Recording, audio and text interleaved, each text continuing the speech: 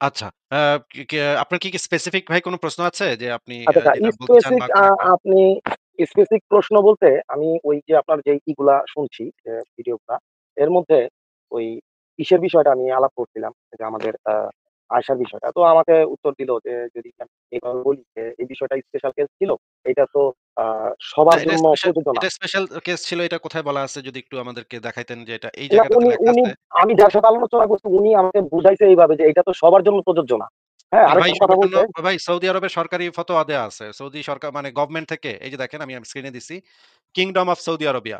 Saudi আরবের সরাসরি একদম সরকারি ফতোয়া। মানে সৌদি গভর্নমেন্ট দ্বারা প্রদত্ত ফতোয়া, ফতোয়া কমিটিতে কারা আছে দেখেন। আ হুম, হুম, সালেহ আল ফাওজান, আব্দুল আজিজ। এই আব্দুল আজিজ হচ্ছে বর্তমান মুফতি, গ্র্যান্ড মুফতি। সৌদি আরবের গ্র্যান্ড মুফতি যে ২য় যে ডেপুটি চেয়ারম্যানের নাম দেখতেছেন আব্দুল আজিজ। ইনি হুম, হচ্ছেন হুম। বর্তমানের গ্র্যান্ড মুফতি। তারপরে আচ্ছা। চেয়ারম্যান তখন সেই সময় চেয়ারম্যান ছিল বিন বাজ। এই যে দেখেন আ ডাইন দিকে যে চেয়ারম্যানের নাম লেখা আব্দুল আজিজ ইবনে আব্দুল্লাহ ইবনে বাজ। এই ব্যক্তি হুম, হুম, হচ্ছে বিন বাজ। মানে সারা পৃথিবীতে যত আলেম আছে সবরিরে যদি হুম, আপনি মানে চিপ্পা রস বের করেন, সবরিরে একত্র করে যদি চিপ্পা রস বের করেন তাইলেও মনে করেন বিন বাজের ডাইন আঙ্গুলের সমান হইব না। হ্যাঁ? হুম, হুম, আর এই বিন হুম। বাজ এই যে ফতোয়া দিছে, বিন বাজের কমিটি থেকে ফতোয়া দেওয়া হইছে যে এটা কি আপনি একটু পড়তে পারবেন? ফারহাদ সওদাগর ভাই একটু যদি ভাই আমাকে আমি পড়তে মোবাইলে তো জিনিসটা একেবারে আ আচ্ছা। একেবারে ছোট। ঠিক আছে। এখানে জিজ্ঞেস করা হয়েছিল যে এটা কি শুধুমাত্র আয়েশার ক্ষেত্রে প্রযোজ্য নাকি এটা উম্মাহর জন্য হোল উম্মাহর জন্য প্রযোজ্য? যে এই যে বাচ্চা মেয়ে বিয়ে ইমেচিউর গার্ল বাচ্চা মেয়ে বিয়ে করা, অপ্রাপ্তবয়স্ক নাবালিকা মেয়ে বিয়ে করা এটা কি শুধুমাত্র নবীর জন্য প্রযোজ্য ছিল নাকি সমগ্র উম্মাহর জন্য প্রযোজ্য? এখানে উত্তরে বলা হুম, হইছে actually it is not particularity just for him. Thus it is হ্যাঁ, permissible to contract the marriage of an immature girl and consummate it. মানে হচ্ছে হুম, সত্যিকারভাবে এইটা শুধুমাত্র তার জন্য প্রযোজ্য নয়। এইটা সমস্ত উম্মার জন্য প্রযোজ্য যে এটা পারমিসিবল মানে এটা বৈধ, এটা হালাল যে তারা একটা নাবালিকা মেয়েকে বিয়ে করবে এবং যৌন সঙ্গম করবে। এইটা সমগ্র উম্মার জন্য পারমিসিবল মানে হালাল। হুম, এইটা হুম, সৌদি আরবের মুফতি থেকে গ্র্যান্ড মুফতিদের যে committee permanent committee for scholarly research and ইফতা সেখান থেকে পরিষ্কারভাবে এই জিনিসটা ফতোয়া দেওয়া হয়েছে যেটা সৌদি আরবের সরকারি ওয়েবসাইটে পর্যন্ত এখনো পর্যন্ত ছাপায়া রাখা আছে। তাইলে ভাই আপনি যে বললেন যে এটা শুধুমাত্র তার জন্য প্রযোজ্য এটার দলিলটা কোথায়? হুম, হুম। এটা বললে আবার বলবে যে সৌদি আরবে কোন মুক্তি করা আমাদের দলিল না। এটা বলবে আরকি। সৌদি আরবের এই বিন বাজ হচ্ছে গত শতাব্দীর সর্বশ্রেষ্ঠ ইসলামিক স্কলার। মানে তার মানে আমি তো বললাম যে সারা পৃথিবীর সমস্ত আলেমরা যদি চিপ্পা রস বাইর করেন, তাইলে এই হুম, বিন বাজের ডাইন আঙ্গুলের সমান হইব না। হ্যাঁ? ডাইন হাতের একটা বুইড়া আঙ্গুলের সমান হইব না। সবরিরে চিপ্পা যদি রস বের করেন। এই যে আহমদুল্লাহ, তারপরে এই যে মিজানুর রহমান আজারী, এই যে সবাইরই সারা পৃথিবীর সব আলেম চিপ্পা যদি রস বের করেন, তাইলেও বিন বাজের একটা ডাইন আঙ্গুলের সমান হইব না। তাইলে এইখানে হুম, আপনি বিন বাজ যেটা কইছে, বিন বাজ এই হুম, কমিটির চেয়ারম্যান, সেখানে গ্র্যান্ড হুম, মুফতি আছে, শায়েখ সালেহ আল ফাওজান আছে, আ হুম, আবু যায়েদ আছে। এদের মতো প্রখ্যাত আলেমরা যেই মানে সৌদি আরবের জ্ঞান ইফতার থেকে ফতোয়া দিছে। হুম। আর যেই বেটা কইতেছে যে তার আচ্ছা যেই বেটা আপনারে কইছে সে কি দলিল দিছে একটু দেখান তো ভাই? না সে আবার ভাই একটু আধ্যাত্মিক জগতের মানুষ। ওই যে সুফিনিজম আছে না আপনার ও সুফিবাদ। সে কোন মানে দলিল দেয় নাই। সে কোন দলিল না দিয়েই তার কথা সঠিক। আর আমি মানে সরাসরি সৌদি ফতোয়া দিতেছি এটা ভুল নাকি? হ্যাঁ, না, না ভুল বলে নাই। সে বলছে যে এইটা স্পেশাল কেস মেমোরিতে রাখার জন্য একটা অল্প ওইটা বয়সের স্পেশাল মেয়ে কেস কোন দলিলের মাধ্যমে সে বলতেছে যে এটা স্পেশাল কেস এটা কোন দলিলের মাধ্যমে বলতেছে এইটা জানতে না চাচ্ছি সে ভাই। সে আমারে বুঝাইছে যে মানে অল্প বয়সের ছিল এই কারণে মানে এই যে হাদিসগুলা যে রচনা করা হইছে বা করা হইছে এগুলা তখন তো খাতা কলম ছিল না। তার কে মেমোরিতে বলছে? বা কে বলছে খাতা কলম ছিল আমি না? যার সাথে মানে আলোচনা করছি আরকি। মোহাম্মদের জীবদ্দশাতেই তো মানে মানে মোহাম্মদ কলম নিয়ে আসতে কইছিল যে, "তোমরা একটা কলম খাতা আর কলম নিয়ে আসো। আমি তোমাদেরকে এমন কিছু লিখে দিব যেটা যাতে তোমরা পরবর্তী সময়ে বিভ্রান্ত না হও।" এটা তো মোহাম্মদ নিজের জীবদ্দশাতে বলছে ভাই। আমি আপনাকে হাদিস দেখাচ্ছি। এই হাদিসটা আপনি একটু পড়েন। আ এই ওই যে সময় কি কাগজ তৈরি হয়েছিল? মানে ওই পেপার? সময়ে যে আমাদের সময়কার যে কাগজ, সেই কাগজ আর ওই কাগজ এক না। তখনকার সময়ে বিভিন্ন ধরনের আ কাগজ তৈরি করা হইতো। পাতা দিয়ে এক ধরনের কাগজ তৈরি করা হইতো। সেই কাগজগুলা সেখানে ছিল। এখানে দেখেন, এই যে দেখেন, এই বুখারী শরীফের ১১৪ নম্বর হাদিসে কি বলা আছে আমরা পড়ি। আ এই যে নবী সাল্লাল্লাহু আলাইহি সাল্লামের সাহাবীগণের মধ্যে আব্দুল্লাহ ইবনে আমর ব্যতীত আর কারো কাছ থেকে বেশি হাদিস নেই। কারণ তিনি লিখে রাখতেন আর আমি লিখতাম না। এই হাদিসটা দেখা যাচ্ছে ভাই? হ্যাঁ, হ্যাঁ, হ্যাঁ, হ্যাঁ। মুহাম্মদের যে সাহাবী এই যে আব্দুল্লাহ ইবনে আমর ইনি একজন বিখ্যাত হুম, হা আ সাহাবী যিনি খুব অনেক হাদিস বর্ণনা করছে। উনি এই মানে সাহাবী সে হাদিসগুলা লিখে রাখতো। অন্য হুম, অন্য আরেকজন যে বলতেছে সে আবু হুরায়রা এটা বলতেছে। আবু হুরায়রা লিখে রাখতো না। আবু হুরায়রা মেমোরিতে রাখতো। আবু হুরায়রার নাকি স্মরণ শক্তি অনেক ভালো ছিল। যে মুসলিমরা বলে। কিন্তু এই হুম, আব্দুল্লাহ ইবনে আমর লিখতো আর আবু হুরায়রা লিখতো না। না লিখেই তার মনে মনে থাকতো। এটা হচ্ছে হুম, গিয়ে সেখানে বলা আছে। আরেকটা হাদিস আমরা দেখি সুনান আবু দাউদ শরীফ ইসলামিক ফাউন্ডেশন ৩৬০৭ নম্বর হাদিস। আমি যা কিছু রাসূলুল্লাহ সাল্লাল্লাহু আলাইহি ওয়াসাল্লামের নিকট হতে শ্রবণ করতাম তা লিখে রাখতাম। এই যে আব্দুল্লাহ ইবনে আমর এটা বলতেছে যে, আমি মুহাম্মদের থেকে যা শুনতাম সেটা আমি লিখে রাখতাম। তারপরে শেষে আবার মুহাম্মদ তারে বলছে যে এই কথাটা আবার মুহাম্মদের কাছে পৌঁছায় তখন সে আবার লেখা বন্ধ করে দেয়।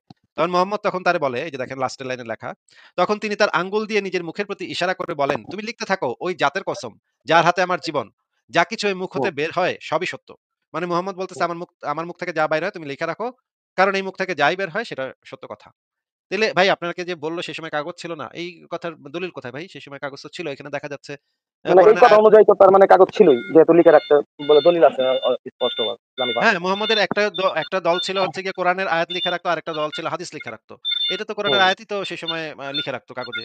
কয়েকজন সাহাবী ওহী লেখক ছিল কয়েকজন তারা ওহী লিখে রাখতো। আপনি জানেন হুম। না যে মুহাম্মদের কয়েকজন ওহী লেখক ছিল? হ্যাঁ, হ্যাঁ। আচ্ছা তাইলে আরেকটা বিষয় হচ্ছে ভাই তাইলে যে এই মিথ্যা কথাগুলো বলে যারা তারা তো ভাই এগুলা মানে কোন এখন তো দলিলের ভিত্তিতে আমরা তো বলে? ভাই এই ঝামেলাই পড়ছি। এই যে জীবনের অর্ধেকটা জীবন পার করে দিছি প্রায় ৩৭ বছর ৩৮ বছর বয়স। আর জীবনের বাকি আছে অর্ধেকটা জীবন।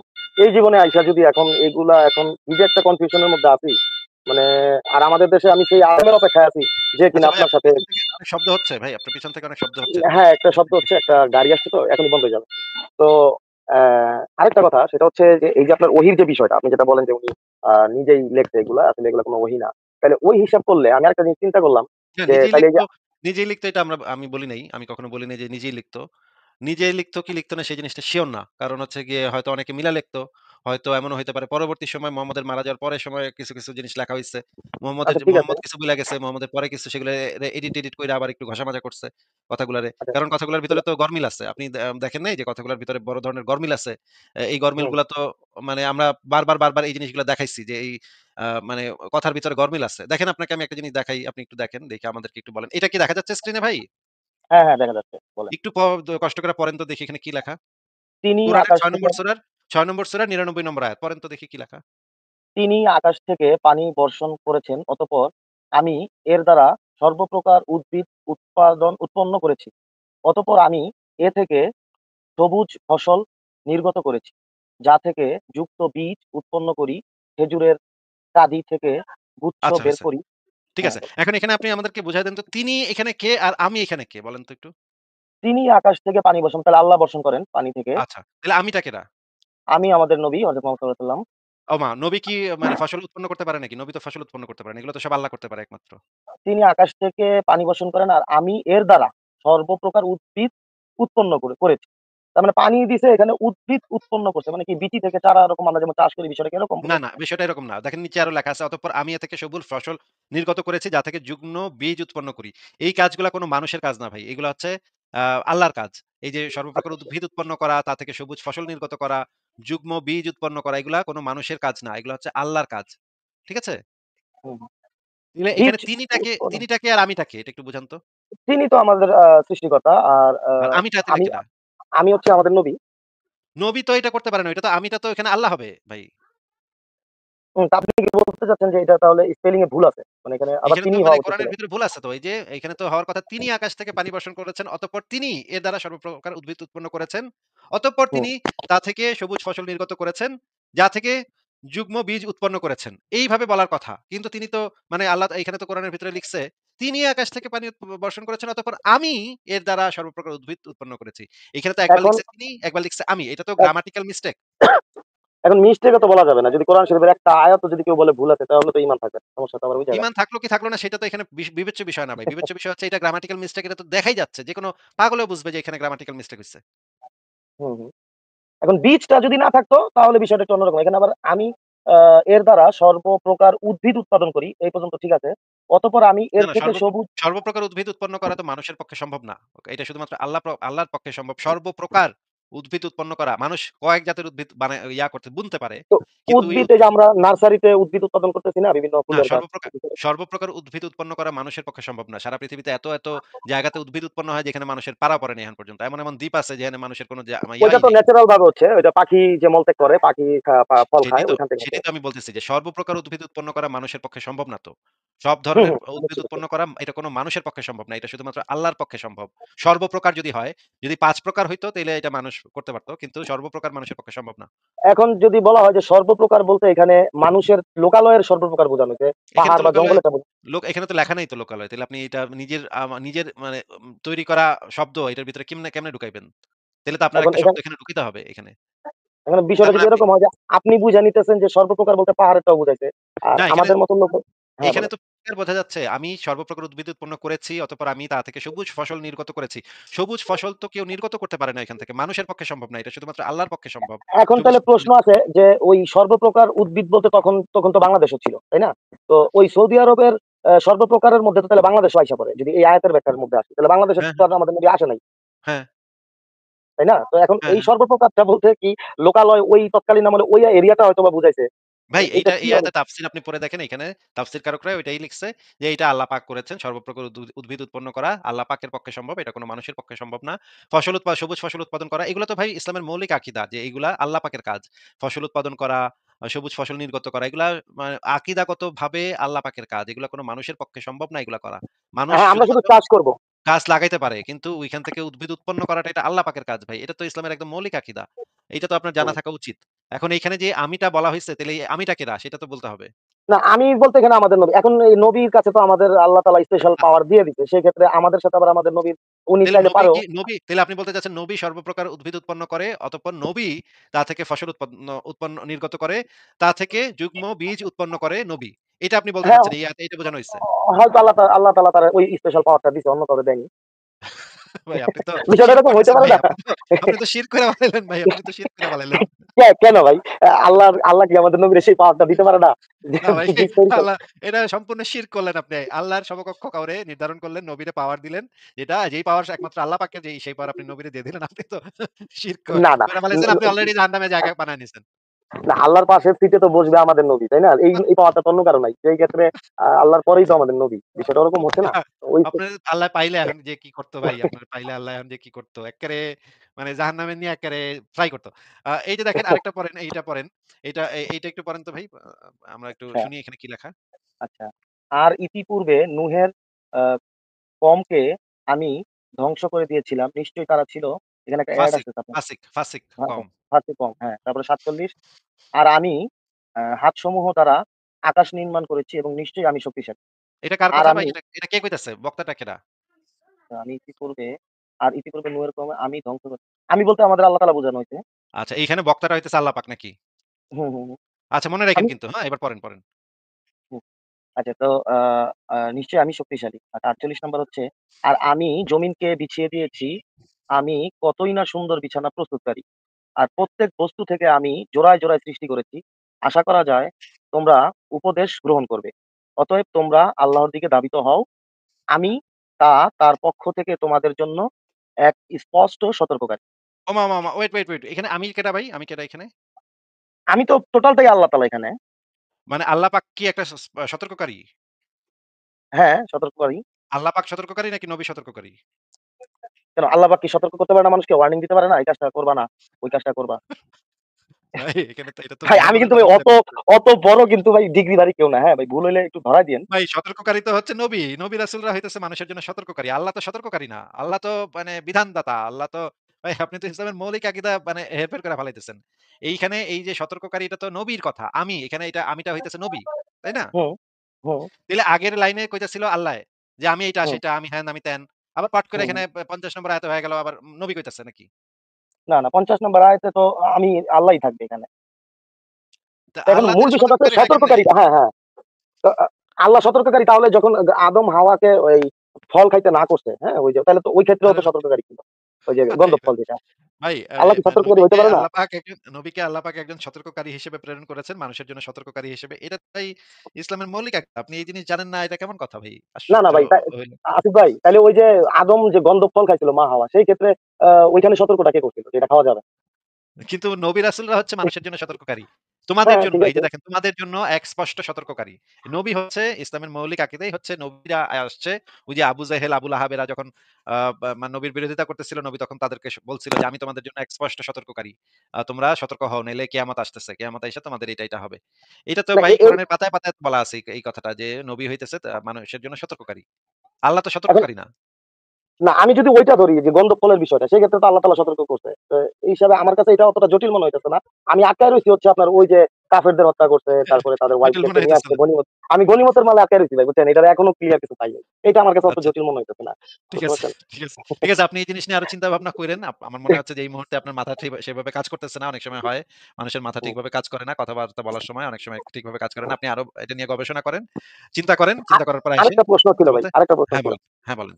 সেটা হচ্ছে যে এই যে কোরআন শরীফের মধ্যে যে জিনিসগুলা লেখছে, সেটা যদি আল্লাহর বাণী নাই হয়, তাহলে এই যে আদম আলাইহিস সালামের যে হিস্ট্রিটা, বা ওই যে আপনার ঈসা আলাইহিস সালামের হিস্ট্রি, বা ওই যে আরো যে হিস্ট্রি গুলা, এইগুলা কিভাবে জানলো তারা? যদি এগুলো তো আল্লাহর সেই সময় ওহী। প্রচলিত গল্পগুজব ছিল ভাই। সেই সময় ব্যাবিলনিয়ান সভ্যতাতে এই সমস্ত গল্পগুজব ছিল। সেই গল্পগুজবগুলা বিভিন্ন মানুষ যখন ট্রাভেল করছে, ব্যবসা-বাণিজ্য করছে তখন এক এলাকা থেকে আরেক এলাকায় মানুষের ভিতরে তো এটা একটা স্বভাব যে একেকজন মানুষ যখন ট্রাভেল করে অন্য জায়গায় যায়, নিজের এলাকার গল্পগুলা অন্য এলাকায় নিয়ে যায়। নিজের এলাকার গান বাজনা অন্য এলাকায় নিয়ে যায়। নিজের এলাকার একটা সাংস্কৃতিক চিহ্ন সেটা অন্য এলাকায় নিয়ে যায়। এইভাবে প্রাচীনকালে মানুষের মানুষের ভিতরে বিভিন্ন অঞ্চল তাইলে থেকে কি বিভিন্ন সারা গল্পগুজব ওয়ার্ল্ডে এতগুলা নবী আসছে, এই সব লোকালয়ের মানুষগুলা কি এই মক্কার হাটবাজারেই আসতো? আর মক্কার হাটবাজারে এসে আলোচনাগুলা করতো, আর সবগুলা কি একসাথে মানে সংরক্ষণ করা কি সম্ভব হইল এটা কিভাবে? এতগুলা নবীর জীবনীগুলা। মানে এটা চিন্তা মোহাম্মদ করি তো মাঝে, মাঝে। মোহাম্মদ তো সেই সময় বিভিন্ন জনের কাছ থেকে এই গল্পগুলা শুনতো। আপনি আমাদের সংশয়.com এর এই লেখাটা পড়েন নাই? কোরআন সংকলন এবং পরিমার্জনের ইতিহাস। সেখানে তো বিভিন্ন হাদিসে এই জিনিসগুলা আছে। যে নবী কার থেকে এই গল্পগুলা গিয়া শুনতো। বিভিন্ন মানুষের কাছ থেকে গিয়া গল্প শুনতো। নবী রাসূলদের গল্প শুনতো। এই জিনিসগুলা কি আপনি পড়েন নাই ভাই? আচ্ছা, আপনাকে আমি একটা আ জিনিস দেখাই। এটা আ দেখান, দেখান। যে নবী অন্যান্য মানুষ অন্য নবীর গল্প শুনতো, এটা কোন হাদিসে আছে? একটু দেখাইলে ভালো। হ্যাঁ, ঠিক আছে, দেখাচ্ছি।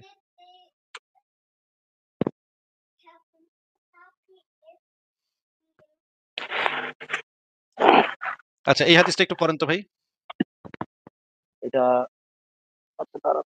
আসলে মোবাইলে তো আর আজকে চোখে একটু সমস্যা। সহিহ একটু মানে বুখারী। স্ক্রিনটা একটু একটু জুম করবেন? আঙ্গুল দিয়ে আপনি জুম করতে পারবেন দেখেন। স্ক্রিনটা একটু হ্যাঁ, এরকম করেন ২ আঙ্গুল দিয়ে। হ্যাঁ, হ্যাঁ, হ্যাঁ, হ্যাঁ, এবার ঠিক আছে। সহিহ বুখারী, হ্যাঁ? আপনার ৬১। আচ্ছা। এ আ উম আনাস রাদিয়াল্লাহু আনহু থেকে বর্ণিত, তিনি বলেন, এক খ্রিস্টান ব্যক্তি মুসলিম হন এবং সূরা বাকারা ও সূরা আলে ইমরান শিখে নিল। নবী সাল্লাল্লাহু আলাইহি সাল্লাম এর জন্য সে ওহী লিখত। অতঃপর সে আবার খ্রিস্টান হয়ে গেল। সে বলতে লাগলো, আমি মুহাম্মদকে যা লিখে দিতাম তার চেয়ে বেশি কিছু তিনি জানতেন না। আচ্ছা, নাউজুবিল্লাহ।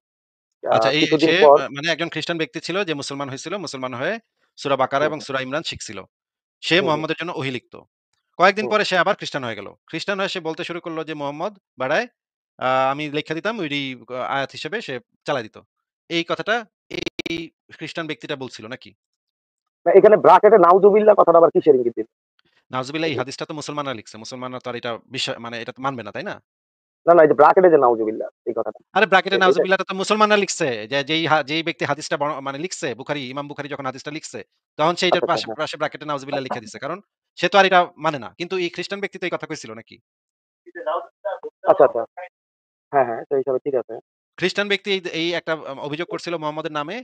কিন্তু মানে হুম, মানে মুসলমানরা তো আর যারা অন্ধভাবে ইসলামে বিশ্বাসী তারা তো আর এটারে মানব না নাকি? তারা তো আর বিশ্বাস হুম, করবে হুম। না যে খ্রিস্টান বেড়া এসে কয়ে দিত এটা শুইনা নবী তারপর আয়াত ইমাম বুখারী এই লাইনটা বাদ দিয়ে দিলেও পারত। যে না, তিনি ইমাম বুখারীর নাউজুবিল্লাহ তো লিখে। এই এখতিয়ার নাই যে কোন হাদিস থেকে কোন কিছু বাদ দিয়ে দিবে। এটা তো ইমাম বুখারীর এখতিয়ার নাই। ইমাম বুখারী হুম, যেটা শুনছে সেটা সে হাদিস হিসেবে লিপিবদ্ধ করছে। আচ্ছা, আমরা আরেকটা জিনিস পড়ি। আ এই জিনিসটা একটু আমাদেরকে পড়ে শোনান। এই যে দেখেন এটা হচ্ছে সুনান আবু দাউদ শরীফের ২৬৭৪ নম্বর হাদিস। এখানে দেখেন আচ্ছা দাঁড়ান আগে এই জিনিসটা পড়ে নেই। এখানে ঘটনাটা কি ঘটছে সেটা আগে পড়ে নেই। এটা দেখা যাচ্ছে স্ক্রিনে? হ্যাঁ, হ্যাঁ, ভাই দেখা যাচ্ছে। আচ্ছা, এই অংশটুকু একটু পড়েন তো দেখি এখানে কি লেখা। এটা হচ্ছে তাফসিরে মাঝারি থেকে আগে আপনাকে ইয়াটা বলে দেই। তাফসিরে মাঝারি আল্লামা কাজী মোহাম্মদ সানাউল্লাহ পানিপথী ৪র্থ হুম। খণ্ড পৃষ্ঠা নাম্বার ২৬০, ২৬১। এখানে যে জিনিসটা লেখা আছে একটু লাল অংশটুকুতে কি লেখা আছে একটু পড়েন তো ভাই? আচ্ছা, এই বাক্যটি আ অবতীর্ণ হয়েছে আব্দুল্লাহ বিন আ আবি সারাহ সম্পর্কে। আব্দুল্লাহ ইসলাম গ্রহণ করলে রাসূল সাল্লাল্লাহু আলাইহি ওয়াসাল্লাম তাকে কোরআন মাজিদ, ভাই ছোট হয়ে গেল আবার। ও আচ্ছা, দাঁড়ান আচ্ছা, দেখি। সরি। দাঁড়ান আবার একটু বড় করে দিচ্ছি। সরি। হ্যাঁ, এবার পড়েন। হুম। আ তাকে কোরআন মাজিদ লিপিবদ্ধ করার কাজে নিযুক্ত করেন। কিন্তু সে বিশ্বাসঘাতক ছিল না। রাসূল সাল্লাল্লাহু বিশ্বাসভাজন আলাইহি ছিল সাল্লাম না। বিশ্বাসভাজন ছিল। বিশ্বাসভাজন ছিলেন। আচ্ছা, আচ্ছা। রাসূল সাল্লাল্লাহু আলাইহি সাল্লাম যখন বলতেন যে, "সামি মা সামিয়াম আ বাসিরান বাসিরান" সে লিখত আলিমান হাকিমান। আবার রাসূল সাল্লাল্লাহু আলাইহি সাল্লাম বলতেন যে, "আলিমান হাকিমান" সে তখন লিখত গফুরান রাহিমান। একদিন অবতীর্ণ হলো আ ওয়ালা ওয়ালাক ওয়ালাক খালাকনাল ইনসানা মিন সু আ সুলালতিন মিন তিন। আমি তো মানুষকে সৃষ্টি করেছি আ মৃত্তিকার উৎপাদন থেকে মৃত্তিকার উৎপাদন থেকে। রাসূল সাল্লাল্লাহু আলাইহি সাল্লাম সাদা সদ্য অবতীর্ণ আয়াতটি লিখতে নির্দেশ দিলেন। মানব সৃষ্টি সম্পর্কিত এই আয়াতটি খুবই ভালো লাগলো আব্দুল্লাহ। সে হঠাৎ বলে উঠল, "ফা তাবারাকাল্লাহ" আহ! আ ভাই কই গেল লাইনটা? অন্ধকারে আছি তো। ফাতাবারাকাল্লাহু আহসানাল খালিকিন। আল্লাহ পাক হ্যাঁ, কতই না সুন্দর স্রষ্টা। হুম। রাসূল সাল্লাল্লাহু আলাইহি সাল্লাম বললেন, "এই বাক্যটিও লিপিবদ্ধ করো। এই আয়াতটিও সদ্য অবতীর্ণ।" আচ্ছা এই এই কথা আয়াতটা কে শুনে কইছিল? এই যে তাবারাকাল্লাহু আহসানাল খালিকিন এই কথাটা এই আয়াতটা কে কইছিল? এই কথাটা তো আগে তো ওই আব্দুল্লাহ মানে আব্দুল্লাহ বিন আবি সারা এই ব্যক্তি বলছিল মুখ দিয়ে, তাই না? হুম, হুম। এই কথাটা তার মুখ থেকে বেরিলো মানে স্বতঃস্ফূর্তভাবে সে এই কথাটা বইলা দিল। মুহাম্মদ তখন তারে কইল এই কথাটাও আয়াত হিসেবে লিপিবদ্ধ করতে নাকি? হ্যাঁ, হ্যাঁ। আচ্ছা ওই বেটার একটা কথা শুইনা মুহাম্মাদের মনে নিশ্চয়ই ভালো লাগছে। সে বলছে যে এটাও আয়াত হিসেবে লিখে ফেলা। এটাও আচ্ছা আয়াত। মানে মূল কথা হচ্ছে আল্লাহ পাক কতই না সুন্দর স্রষ্টা। আর ওহিটা নাযিল হয়েছিল কি? যে আ কোথায় ওই লাইনটা? না এটার আগের ওইটা পরে আসবে। ওই আয়াতটা পরে আসবে। আপনি এটা আগে পইড়া শেষ করেন যে এই যে আচ্ছা, আচ্ছা। আয়াতগুলা যে একটার পর একটা আয়াত। এই মুহাম্মদ একটা আয়াত কইলো সেই আয়াতটার পরে ওই বেটায় বইলা উঠলো যে আল্লাহ পাক কতই না সুন্দর স্রষ্টা। রাসূল তখন হুম, হুম, বলল যে ওইটাও যেই ওই বেটা যেই লাইনটা শেষের লাইনটা কইলো সেটাও আয়াত হিসেবে লিপিবদ্ধ করতে। এইবার পড়েন হুম। এরপরে কি লেখা আছে সেটা পড়েন। আচ্ছা, আচ্ছা। আচ্ছা রাসূল সাল্লাল্লাহু আলাইহি সাল্লাম বললেন, "এই বাক্যটিও লিপিবদ্ধ করো। এই আয়াতটিও সদা অবতীর্ণ।" এই কথা শুনে আব্দুল্লাহ ভাবল, "আশ্চর্য! আমার উপরেও তাহলে আ প্রত্যাদেশ অবতীর্ণ হয় এরকম?" এরকম চিন্তার ফলে সে হয়ে গেল ধর্মত্যাগী, মিশে গেল মুশরিকদের দলে। মানে এই বেটার মনে সন্দেহ হইল যে নবী নিশ্চয়ই তাইলে আসলে নবী না। এরা বানায়, বানায় আয়াত কয়।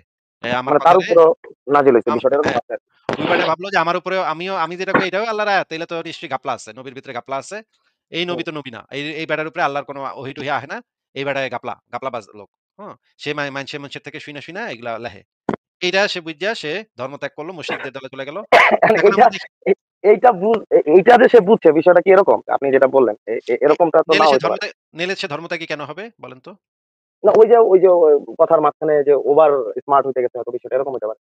ওভার স্মার্ট হইতে গেলে ধর্মত্যাগী সে কেন হবে? মোহাম্মদ তো যে তারে কিছু আয়াতের বলে বিষয় নাই। না, এটা ক্রিটিক্যাল মোহাম্মদ বিষয় তো তো তার না। মোহাম্মদ তো তারে কিছু বলে নাই যে তুমি আয়াত ওইটা লেখলে তুমি ধর্মত্যাগী হয়ে যাবে। সে তো নিজেই ইচ্ছায় ধর্মত্যাগ করছে। ইসলাম ত্যাগ করে চলে গেছে। মক্কায় চলে গেছে মুশরিকদের সাথে গিয়ে আবার থাকা শুরু করছে। এটার জন্য সে কেন ধর্মত্যাগ করবে? আচ্ছা। ওই সময় তো সবাই ধর্ম গ্রহণ করছে বিষয়টা এরকম না।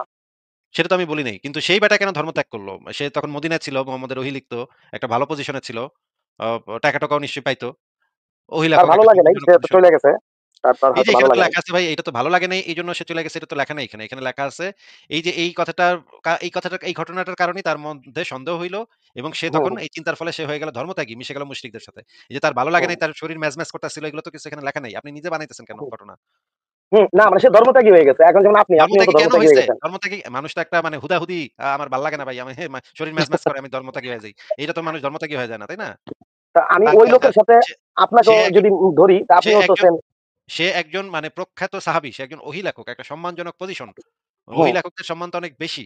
সে হুম। ধর্মত্যাগী হয়ে গেল হুদাহুদি তার মানে মাথা চুলকায় আর সে ধর্মত্যাগী হয়ে গেল। এইটা ভাই কেমন কথা কইতেছেন আপনি? আপনার কি মানে মাথা ঠিক আছে? সে ধর্মত্যাগী হয়ে গেছে আবার অনেকে তো ধর্মত্যাগ করে নাই। সে নবীকে একদম আরে জি সে যা যা ধর্মত্যাগ কেন হইছে সেটা আপনি আগে বুঝান আমাদেরকে। কেন ধর্মত্যাগী? এই যে এই সে ঘটনার কারণে সে বিশ্বাস কেন করে নাই। ধর্মত্যাগী হবে? সে কি বিশ্বাস বিশ্বাস করে করে নাই। নাই? কি বিশ্বাস করে নাই? যে এই যে ওহীগুলা যে আসতেছে এটা ন্যাচারাল না তার কাছে। ওহী তাইলে মনে হয় এইখানে নাই। এই এটা যে এই ঘটনাটার কারণে তার কাছে কেন মনে হইল যে মুহাম্মদের কাছে কোন ওহী-টহী আসে না, মুহাম্মদ টাউট বাটপার এটা কেন মনে এই হইল? যে সে একটা সুন্দর বাক্য বলছে এবং উনি বলল যে এটাও একটা বাণী হিসাবে লিখে রাখো। তখন তাইলে তো তার কাছে এটা কনফিউশন তার কাছে হচ্ছে। এটা সন্দেহজনক হইলো যে মনে হইলো নাকি যে আমার কথাও নবী আয়াত হিসেবে চালায় দিচ্ছে। তার মানে এই বেটার ভিতরে ঘাপলা হুম, আছে। বেটা যেকোনো জিনিস পাইলে এটা নিজে আয়াত হিসেবে চালায় দেয়। এটা হুম, সে হুম, প্রমাণ পাইই তো সে ধর্মত্যাগী হইল নাকি? হুম, হুম। আচ্ছা এবার দেখি আমরা এই ব্যাটার সাথে মোহাম্মদ আসলে কি করছিল? মোহাম্মদ কিন্তু এই যে দেখেন আ হুম, মক্কা বিজয়ের পূর্বে রাসূল যখন মাররুজ জাহরা নামক স্থানে অবস্থান গ্রহণ করলেন তখন অনুতপ্ত আব্দুল্লাহ এসে পুনরায় ইসলাম মানে মোহাম্মদ যখন মক্কা বিজয় করল তখন হুম, হুম, কিন্তু মোহাম্মদ একটা ঘোষণা দিছিল যে সবাইরে মেরে ফেলতে হবে। এই যে দেখেন সহিহ হাদিসের ভিতরে আছে।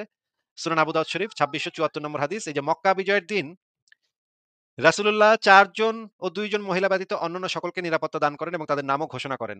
আর ইবনে আবু সারা ওই যে মনে আছে আবু সারার নামটা? হুম, হুম, এই আবু সারাকে হত্যা করতে বলল। এই যে এই ৪ জনের ভিতরে একজন হইল ওই আবু সারা। মানে মোহাম্মদ এই বেটার উপরে এমন চেঁচাচ্ছে যে হুম, মক্কা বিজয় কইরেই সবার আগে কইছে এই ৪ টারে ৪ বেড়ারে জবাই কর। এই ৪ বেড়ারে মাইরা ফেলা। হুম, এই যে সবাইরে মাফ করে দিতেছে। মনে করেন আবু সুফিয়ানের মতো মোহাম্মদের ঘোরতর শত্রু যার সাথে মোহাম্মদ যুদ্ধ-টুদ্ধ কইরা ফাটায় ফালাইছে। যার বউ হুম, হইতেছে মোহাম্মদের চাচা হামজার কলিজা চিবায় খাইছে। ওই হিন্দরেও মাফ করে দিছে। হ্যাঁ? কিন্তু হুম। মোহাম্মদ এই সাদরে মাফ করেনি। সাদরে কইছে ওইটারে যেহেনে পাবি এহেনে জবাই করবি। ভাই এত চেঁচাই হইল কেন মোহাম্মদ এই সাদের উপরে বলেন তো? এটা ওই যে কোরআনের আয়াতের বিষয়টা ক্রিটিক্যাল বিষয়। এই কারণে আরে হয়তোবা কোরআনের আয়াতের বিষয় তো তার সাথে তো মোহাম্মদের কোন গ্যাঞ্জাম হয় নাই। মোহাম্মদ মানে সে যখন ধর্ম ত্যাগ করছে তখন তো গ্যাঞ্জাম হইছে নাকি? হুম, হুম, তাহলে ধর্মত্যাগটা তো এখানে ফ্যাক্টর ছিল যে তুই ধর্মত্যাগ করলি মানে মোহাম্মদের ভিতরে নিশ্চয়ই ভয় ছিল যে এই বেড়ায় মানুষেরা কয়ে দিব যে সে আয়াত মানে ওই ছাদ থেকে আয়াত নিয়া কোরআন হিসেবে চালায় দিছে। এইটা এইজন্যই তো নিশ্চয়ই মোহাম্মদ এটার উপরে চেতা ছিল বেশি নাকি? এখন হিসাব তো এরকমই আসে হাদিসের ব্যাখ্যা অনুযায়ী। নাইলে তো এই বেটার উপরে এত চেতার তো কোনো কারণ দেখি না। যেখানে মোহাম্মদ তার মানে চাচার কলিজা চিবায় খাইছে যে আবু সুফিয়ানের বউ, ওরে পর্যন্ত হুম, মাফ। ওর জন্য ক্ষমা। যেই চাচারে হুম, আবু হাম আ হামজা ছিল মোহাম্মদের চাচা। এই হামজার হুম, কলিজা চিবায় খাইছে। এরে হুম, পর্যন্ত মাফ করে দিছে। কত বড় হুম। মানে ভয়ংকর শত্রু মোহাম্মদের, হ্যাঁ? এত এখন বড় শত্রু সে গিয়া কি আবার নতুন করে কোনো কিছু লেখা শুরু করছিল কিনা? বিষয়টা এরকম কিনা কে জানে? সে গিয়া কিছু লেখা শুরু করছিল কিনা সেটা তো এই হাদিসের ভিতরে নাই। কিন্তু এখানে মোহাম্মদ হুম, যে চেতা ছিল এটার উপরে, এইটা কিন্তু পরিষ্কার বোঝা যাইতেছে যে ভয়ংকর চেতা ছিল নাকি। হুম। আচ্ছা পরে কি তারপরে হত্যা দেখি করছিল নাকি তাকে? পরে এই বেড়ায় আবার ছিল ওসমানের দুধ ভাই। এই বেড়ায় আবার ওসমানের গিয়া ধরছে। ওসমান আমারে বাঁচাও। এই মোহাম্মদ তো আমারে মেরে লইব। তখন দেখেন ঘটনাটা কি করছে আমরা একটু পড়ি। এরপর রাসূলুল্লাহ সাল্লাল্লাহু আলাইহি ওয়াসাল্লাম বায়াত গ্রহণের জন্য সকলকে আহ্বান জানান। তখন ওসমান তাকে সঙ্গে নিয়ে আসেন এবং তাকে রাসূলুল্লাহ সাল্লাল্লাহু আলাইহি ওয়াসাল্লাম সামনে দাঁড় করিয়ে দেন এবং বলেন, "হে আল্লাহর নবী আপনি আব্দুল্লাহকে বায়াত করান।" হুম, তিনি মানে মুহাম্মদ তার মাথা উঠান এবং ৩ বার তার দিকে তাকান এবং প্রত্যেকবারই বায়াত করাতে অস্বীকার করেন। এই কথাটা দেখা যাচ্ছে? হুম, হুম, মুহাম্মদ কিন্তু মক্কা বিজয়ের দিন যারাই তার কাছে বায়াত করতে আসছিল সবাইরে কিন্তু মাফ-টাফ করে দিছে। যারাই মুহাম্মদের হাত ধইরা মানে ক্ষমা চাইছে, "আমরা মাফ-টাফ করে দেন, আমরা ইসলাম কবুল করতাছি। আমি বায়াত নিতাছি আপনার কাছে।" সবাইরে মাফ-টাফ করে হুম। দিছে। কিন্তু এই বেটারে ৩ বার তার দিকে তাকাইয়াও তারে বায়াত করাইতে অস্বীকার করতেছে। কোন তো ভাই এত চেতা কিসের বেটার উপরে? কাফের তো আরো ছিল, তাই না? ও ধর্মত্যাগীও তো আরো কাফের-টাফের ধর্মত্যাগী সবই তো ছিল এখানে। হুম, এর হুম। উপরে এত বিশ্বাস খেপা কেন সে মুহাম্মদ? এখন এইটা হেপা কেন সেটাই তো বিষয়। আচ্ছা, তারপর আরো পড়ি এখানে দেখি। ৩য় বারের পর তিনি তাকে বায়াত করান। উসমান এসে তারে দরাদরি করতেছে, মানে সুপারিশ করতেছে এজন্য সে বায়াত করাইল শেষে। কিন্তু দেখেন এখানে লেখা, পরে তিনি তার সাহাবীদের বললেন, "তোমাদের মাঝে এমন কোন চালাক লোক কি ছিল না? যখন সে হুম, যখন সে আমাকে দেখল যে আমি তাকে বায়াত করাচ্ছি না, তখন কেন হুম, সে তাকে হত্যা করল না?" মানে পরে হুম, গিয়ে মোহাম্মদ আবার সাহাবীদের কইতেছে যে, "আমি যখন চুপ করেছিলাম বায়াত করাইতেছিলাম না তখন তোরা একজনে উইঠা গিয়া ওইটারে মেরে লাইলি না কেন? তোরা তো একজন মেরে হুম, ফেলাইতে পারতি। আমি তো হুম, করাইতেছিলাম ৩ বার না নিষেধ করছি আমি। ৩ বার না করছি। ৩ বার আমি মুখ ঘুরায় নিছি। এইটা দেইখা হুম, তোরা মাইরা ফালাইলি না কেন?" তখন তার সাহাবীরা বলল, "ইয়া রাসূলুল্লাহ হুম, আমরা তো আপনার অন্তরের কথা বুঝতে পারিনি।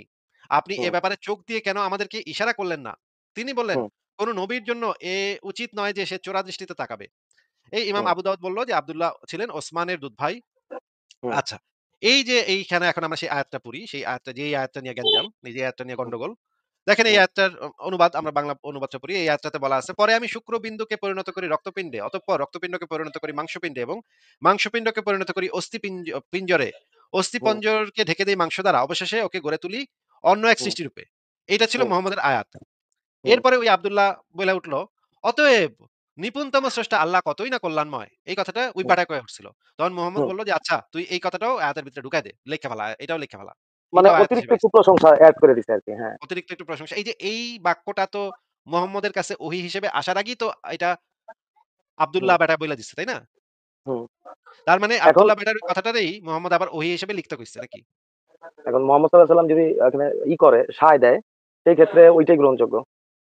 এটা কিভাবে গ্রহণযোগ্য? এটা তো তাইলে ওই বেটার কাছে আগে ওহী আইলো কেমনে? ওহি না একটা প্রশংসা এড করছে। তাই না? এখন এই লোক প্রশংসাটা দ্বারা নতুন প্রশংসাটা হ্যাঁ, বলেন। এই কথাটা তো আল্লাহর থেকে আগে আইছে আব্দুল্লাহর মুখ দিয়া নাকি? উ ওহিটা প্রকাশ করার পরে তারপরে উনি এটা অতিরিক্ত যোগ করে দিচ্ছে এখানে। অতএব নিপুণতম তার স্রষ্টা মানে আপনি আল্লাহ বলতে চাচ্ছেন কতই না কল্যাণ করে। এই আয়াতটুকু ওহির অংশ না। এটা আপনি বলতে চাচ্ছেন? এখন আমাদের নবী যদি এটাকে এড করার স্বীকৃতি দেয় তাহলে তো এটা এড আরে হয়ে গেল। তো নবী এটি সার্টিফাইড। নবী নবী করলে তো হইবই। নবী যা ইচ্ছা কইলেই তো আপনারা সেটা অন্ধভাবে বিশ্বাস করে নিবেন। কিন্তু যদি আমি তো সেটা বলতেছি না। আমি বলতেছি সেইটা যে এই লাস্ট লাইনটা যে ওই ব্যাটার মুখে থেকে বাইরিলো তারপরে যে নবী কইলো যে তুমি এটাও আয়াত হিসেবে লিখা নাও। এইটা তো একটা হুম। সন্দেহজনক ব্যাপার তো নাকি?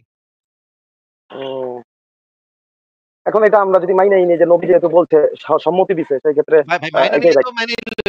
মাইনা নিলে তো আর মাইনাই কিছু নিলাম। বলার নেই। আপনি অন্ধভাবে বিশ্বাস করলে তো বিশ্বাস করলেনই। এটার জন্য তার যুক্তি-টুক্তি কিছু লাগে না। কিছু জানানো লাগে না। হুম, আপনি যেকোনো কিছুই বিশ্বাস করতে পারেন। কিন্তু এই ব্যাটার মুখে হুম, থেকে যখন বাইরিলো মোহাম্মদ যে এই ব্যাটার উপরে এমন চেতা চেতলো মেরে লইবো। আবার মানে হুম, ইশারায় করতেছিল যে সাহাবীরা যেন কেউ ইটটা মাইরা ফেলায়। এত যে চেতা হুম, চেতছে নবী, এইটা তো একটা হুম, সন্দেহজনক ঘটনা নাকি? হুম। ভাই, নাকি? বলেন? হ্যাঁ। ১ম দিকে আচ্ছা তো ঠিক ভাই আছে। আপনার প্রতিও আমার ক্ষোভ ছিল। ১ম যখন লাইভ শুনতাম মনে হইতো যে আপনারা খাইয়া ফেলাই চা ভাইয়া, বুঝছেন? এখন তো আপনার সাথে ৭ বছর পরে কথা বলতেছি আল্লাহ দিলে অনেকক্ষণ। আপনার আচ্ছা প্রতি ঠিক তো আছে। কোন রাগ জন্ম নিতেছে না। ঠিক আছে। এটা দিয়ে আপনি কি বুঝাইলেন এটা বুঝি নাই। তারপরেও আপনাকে আমি আরেকটা হাদিস দেখাই। এটা হুম, হচ্ছে বুখারী শরীফের হাদিস নাম্বার হচ্ছে হাদিস নাম্বারটা আমি আচ্ছা হাদিস নাম্বারটা হচ্ছে আ ৬৯৮২ নম্বর হাদিস। আচ্ছা আমরা মানে ইয়া থেকেই পড়ি। এখান থেকেই পড়ি সরাসরি বই থেকে। এখানে দেখেন এখানে কি লেখা? হুম। ওয়ারাকা বিন নওফেল কে ছিলেন এটা কি আপনি জানেন? না, না ভাই এটা সম্পর্কে আমার ধারণা নাই। ওয়ারাকা বিন নওফেল ছিল খাদিজার ভাই। খাদিজার এক ধরনের ভাই, আত্মীয়। হুম, সে ছিল হুম, সেই হুম, অঞ্চলের বাইবেলের উপরে পণ্ডিত ব্যক্তি। মানে বাইবেলে যে সমস্ত নবী রাসূলদের কথা বর্ণিত আছে সেগুলোর উপরে অত্যন্ত পণ্ডিত বিশেষজ্ঞ ব্যক্তি। তিনি আরবি ভাষায় বাইবেল অনুবাদ করা শুরু করছিলেন। এটা আপনি কখনো শোনেন নাই? ওয়ারাকা বিন নওফেল নাম শোনেন নাই কখনো? না, না ওই যে আমাদের দেশে ওই যে আহলে হাদিস নামে যারা আছে, যে রাজ্জাক বিন ইউসুফ উনারা বুঝাইতে চায় যে শুধুমাত্র আ বুখারী শরীফ এবং মুসলিম, তিরমিজি এরকম মেইন ছাড়া বাকিগুলাতে ঝামেলা আছে। এই কারণে ওদিকে প্রকাশ করতে নিষেধ করে। এখন আমরা তো আছি ঝামেলার মধ্যে। কোন আচ্ছা। দিকে যাবো? ঠিক আছে তাইলে আমরা এই হাদিসটা আরেকটা গ্রন্থ থেকে পড়ি। আপনি একটু এখানে দেখেন, এখানে যে জিনিসটা লেখা আছে যে সেই ঘটনাটা যে মুহাম্মদের কাছে ১ম ওহী নাজিল হইল যে ঘটনাটা। হুম, হুম, এখানে দেখেন লেখা আছে যে খাদিজা এরপর খাদিজা তাকে নিয়ে চললেন। তারপর তাকে নিয়ে ওয়ারাকা ইবনে নওফেল ইবনে আসাদ ইবনে আব্দুল উজ্জা ইবনে কুসাই এর কাছে এলেন। দেখা যাচ্ছে ভাই? হ্যাঁ, হ্যাঁ, হ্যাঁ। আর তিনি খাদিজার চাচার পুত্র এবং পিতার পক্ষ থেকে চাচাও ছিলেন। তিনি জাহিলি যুগে খ্রিষ্ট ধর্ম গ্রহণ করেছিলেন। তিনি হুম, আরবি কিতাব লিখতেন। তাই সে হুম, ইনজিল আরবিতে ভাষান্তর করেছেন। যতখানি হুম, লেখা আল্লাহর মঞ্জুর ছিল। তিনি ছিলেন হুম, অতি বৃদ্ধ দৃষ্টিশক্তিহীন ব্যক্তি। খাদিজা হুম, তাকে বললেন, "হে আমার চাচাতো ভাই, তোমার হুম, ভাতিজার কথা শুনুন।" তখন ওয়ারাকা বললেন, হুম, "হে ভাতিজা তুমি কি দেখেছ?" এই বেটাই বলছিল মোহাম্মদরে যে তোমার কাছে মানে জিব্রাইল আইছে। তোমার কাছে মা আল্লাহর দূত আইছে। হ্যাঁ? হুম, হুম। এখন দেখেন এই অংশটুকুতে কি লেখা আছে একটু পড়েন তো ভাই। জোরে আমরা শুনি আপনার কাছ থেকে। আ আসেনি যার সাথে শত্রুতা করা হয়নি। যদি তোমার জীবনকালে আমাকে পায়, তাহলে আমি পরিপূর্ণরূপে তোমাকে সাহায্য করব। এরপর কিছুদিনের মধ্যেই আ ওরা ওরাকার মৃত্যু হয়। আ আর কিছুদিনের জন্য ওহির আ ওহিও বন্ধ থাকে। আচ্ছা, এমনকি একটু আস্তে। মানে ওয়ারাকা মইরা গেল আর ওহী বন্ধ হয়ে গেল নাকি? কিছুদিনের জন্য ওহি বন্ধ হ্যাঁ, ছিল। ঠিক বন্ধ আছে। থাকে। কিন্তু ওয়ারাকার মৃত্যুর সাথে ওহী বন্ধ হয়ে গেল নাকি? এটাই তো এখানে বলা। হুম, আচ্ছা পড়েন এরপরে কি লেখা? হুম। আ বন্ধ থাকে। আচ্ছা এমনকি রাসূল সাল্লাল্লাহু আলাইহি ওয়াসাল্লাম এই অবস্থার প্রেক্ষিতে অত্যন্ত চিন্তিত হয়ে পড়েন। আ আ পড়ে পড়লেন। এমনকি আমরা এ সম্পর্কে তার থেকে জানতে পেরেছি তিনি পাহাড়ের চূড়া থেকে নিচে পড়ে, তবে আমি একটু জুম করে নিই, আমার একটু পড়তে সমস্যা হচ্ছে। আচ্ছা হ্যাঁ, পড়েন। চূড়া থেকে নিচে পড়ে যাওয়ার উদ্দেশ্যে একাধিকবার দ্রুত সেখানে চলে গেছেন। যখন আচ্ছা নিজে পাহাড়ের চূড়া থেকে কি ঘটনাটা কি? পাহাড়ের উপর থেকে নিচে পড়ে যাওয়ার জন্য মানে সুইসাইড করব নাকি? এটা কি আমাদের নবীর কথাই তো বলা হইতেছে। তাহলে উনি কি সুইসাইড করতে গেছিল নাকি? মানে ওয়ারাকা মইরা গেছে এখন ভাই, ওহিও হয় না। ভাই এইগুলা কিন্তু ভাই অ্যাকসেপ্টই করব না। এই যে এই বইগুলো অ্যাকসেপ্টই করব না আমাদের এখানের যারা এই যে আহলে হাদিস বা সালাফি আছে। এগুলো বুখারী শরীফের অ্যাকসেপ্টই হাদিসটা করব না। কোন মুমিন মুসলমান অ্যাকসেপ্ট করব না এই কথা যদি বলে, তাইলে তো সৌদি আরবে যদি হইতো তাইলে বেটার কল্লা ফালায় দিত। এই বুখারী আচ্ছা শরীফ ভাই থেকে এগুলার জন্য ভাই আমরা কিন্তু কিয়ামতের মাঠে এই যে আমাদের সমাজের আলেমদেরকে ধরবো। যে আল্লাহ এই যে এই আসিফ মহিউদ্দিন যে এগুলাই করছে, এগুলার কেন উনারা এগুলার ব্যাখ্যা সঠিকভাবে দেয় নাই? কেন আচ্ছা উনার সাথে বসে পড়েন না নাই? কি হলো করার ভাই দরকার নাই। আর কি পড়েন। পড়াবেন ভাই? আমি তো আচ্ছা কোন পর্যন্ত ছিলাম? আচ্ছা পাহাড়ের চূড়ায় পৌঁছলেন। তখনই জিবরাইল আলাইহিস সালাম তার সামনে আত্মপ্রকাশ করে বলতেন, "হে মুহাম্মদ নিঃসন্দেহে আপনি তো আল্লাহর রাসূল।" এতে তার আ অস আ অস আ কি এটা? অস্থিরতা প্রমাণিত আ প্রশমিত, হয়, প্রশমিত প্রশমিত হতো। হতো এবং আ নিজে মনে শান্তি বোধ করতেন। তাই সেখান থেকে ফিরে আসতেন। ওহী বন্ধ অবস্থা যখন তার উপর জিবরাইল আলাইহিস সালাম সামনে আত্মপ্রকাশ করে পূর্বের মতো দীর্ঘায়িত হলেই সে ওখানে চলে যেত নাকি? হুম, মানে ওহি কিছুদিন না আইলেই মোহাম্মদ ওখানে গিয়ে পাহাড়ে উইঠা নিজেরে ঝাঁপায় পড়ার চেষ্টা করত। পরে গিয়া জিবরাইল হুম, আইসা তারে আবার সান্ত্বনা দিত। না নবী পড়িস না, পড়িস না। যা, যা বাসায় যা।" এটা বইলা টইলা হুম। আবার মানে ফেরত পাঠাইতে হইতো। তখন মোহাম্মদ সুইসাইড করতে যাইতো প্রত্যেকবার। সুইসাইড করার মাঝখান দিয়া জিবরাইল আইসা তারে আবার টাইনা আচ্ছা এই বাসায় এই এই এই এই এই গ্রন্থগুলা কি আমাদের আলেমরা অ্যাকসেপ্ট করে? মানে আমাদের সমাজের যে অবশ্যই এটা অ্যাকসেপ্ট করতে হবে ভাই। এটা পৃথিবীর কারোর বাপের সাধ্য নাই। এই মানে বুখারী শরীফের হাদিস এটা অস্বীকার করবে। কোন সুন্নি মুসলমানের বাপের সাধ্য নাই এই আ এটা কি বুখারী শরীফ? এটা বুখারী শরীফের হাদিস, হ্যাঁ। আচ্ছা, বুখারী আচ্ছা তাহলে তো শরীফের অ্যাকসেপ্ট করতেই হবে। বুখারী শরীফের এখন ৬০০০ এখন তাওহীদ পাবলিকেশনস ৬৯৮২ নম্বর হাদিস আপনি বাইর করে নিজে চেক করে দেখতে পারেন। এটা না, না লেখা ভাই আছে। আপনার এই জিনিসগুলো আপনি যে সংগ্রহ করেন এগুলো একদম শতভাগ নিশ্চিত এটা আমি জানি। বললাম না অনেক ভিডিও দেখছি। এখন আচ্ছা। এখন সাথের একটা লোক মারা গেছে যে এতদিন সাথে ছিল। এখন সেই জন্য হয়তো একটু হইতেই পারে। না, না আবেগপ্রবণ ওই হয়তোবা ৭ জন হইছে। মারা যাওয়ার কারণে ওই বন্ধ হইব কেন? এটা তো আ আ বুঝলাম না। ওই বেটা এত মানে বাইবেলের উপর এত বড় পণ্ডিত, নবী রাসূলদের কথা নিশ্চয়ই সে সব জানে। হুম। ওই বেটা মরে যাওয়ার সাথে, সাথে নবী এত আপসেট হয়ে গেল, মানে এত ওহিও বন্ধ হইল, সেও আপসেট, সুপার আপসেট গিয়া পাহাড়ের উপরে গিয়া ঝাঁপ দিতে যাইতেছে। আর আমি বুঝতে পারছি আপনি কি মিন করতেছেন। আপনি বুঝাইতে চাইতেছেন যে উনার সাহায্যেই তো নবী চলতো। এখন উনার একটা ডান হাত বা উনার একটা খুব সুপার পাওয়ার লোক চলে গেছেন। উনি তো বেকায়দায় পড়ে গেছে ভাই বিষয়টা। ওই যে আপনি কি লিখে দিত ওইটা গেছে গা, বুঝাইতেছেন? উঠাইসা গেছে। বেচারা করব কি? বেচারা তো রাগে দুঃখে গেল গা ইসের উপরে, পাহাড়ের উপরে। এখন এখন মজার কথা হইলো আপনি যদি কোরআনটা ভালোভাবে পড়েন, মক্কি হুম, সূরা এবং মাদানী সূরা যদি আলাদা করে পড়েন, আপনি মাক্কি সূরার ভিতরে দেখবেন ভালো, ভালো কথা লেখা আছে। অনেক ভালো, ভালো কথা। দরিদ্রকে সাহায্য করো, এটাকে করো, সেটা করো। মানে মোটামুটি কনসিডার করা যায় এই কথাগুলা এত খারাপ না। হ্যাঁ? এত নোংরা কথাবার্তা না।